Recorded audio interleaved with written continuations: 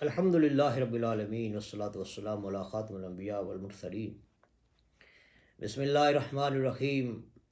عن ابن عباس وانس بن مالک رضی اللہ عنہما قال قال رسول اللہ صلی اللہ تعالی علیہ وسلم اذا زلزلت تعدل نصف القرآن وقل هو اللہ احد تعدل ثلث القرآن وقل یا ایہا الکافرون تعدل ربع القرآن۔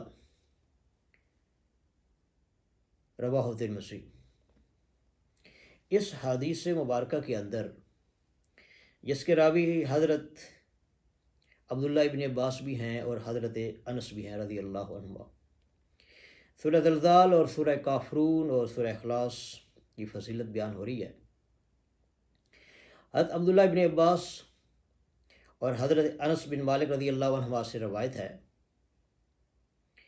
قال رسول اللہ صلی اللہ تعالی علیہ وسلم کہ نبی پاک علیہ الصلاۃ والسلام نے فرمایا، اذا زلزلت تعدل نصف القرآن، کہ سورہ اذا زلزلت الارض زلزالہا نصف قرآن ہے، نصف قرآن کے برابر ہے۔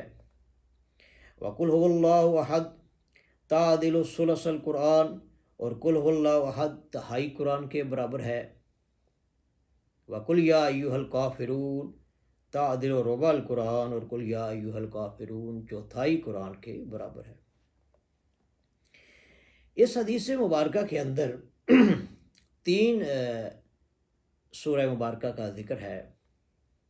ایک اذا زلزلت الارض زلزالہا واخرجت الارض اثقالہا، اور دوسری سورہ مبارکہ ہے سورہ کافرون قل یا ایہا الکافرون، اور تیسری سورہ مبارکہ ہے سورہ اخلاص قل هو اللہ احد۔ یہاں پر اگر سورہ زلزال دیکھی جائے تو اس کے اندر قیامت کا بیان ہے اور اس کی منظر کشی بڑے مؤثر انداز میں کی گئی ہے، حتیٰ کہ اس سورہ مبارکہ کے آخر میں وَمَن يَعْمَلْ مِثْقَالَ ذَرَّةٍ خَيْرًا يَرَهُ وَمَن يَعْمَلْ مِثْقَالَ ذَرَّةٍ شَرًّا يَرَهُ میں جزا و سزا کا بیان بڑے اختصار کے ساتھ بڑے مؤثر انداز میں پیش کیا گیا ہے۔ غالباً اسی وجہ سے فرمایا کہ یہ نصف قرآن کے برابر ہے۔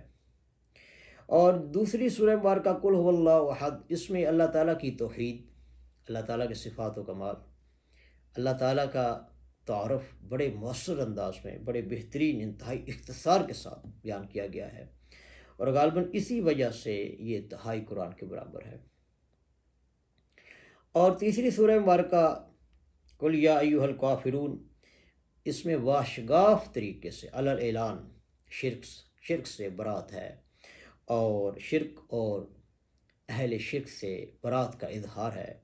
غالباً اسی وجہ سے اسے چوتھائی قرآن کے برابر قرار دیا گیا ہے۔ تو یہ حدیث مبارکہ سورہ اخلاص، سورہ الکافرون اور سورہ زلزال سے متعلق تھی۔ کوشش کیجئے کہ قرآن مجید کو سمجھ کر پڑھا جائے۔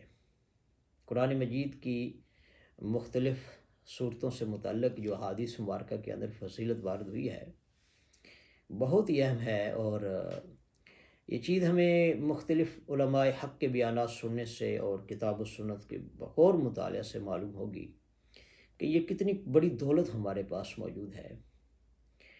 دعا کرتے ہیں کہ اللہ تعالی ہمیں کتاب و سنت کے مطابق زندگی گزارنے کی توفیق نصیب فرمائے۔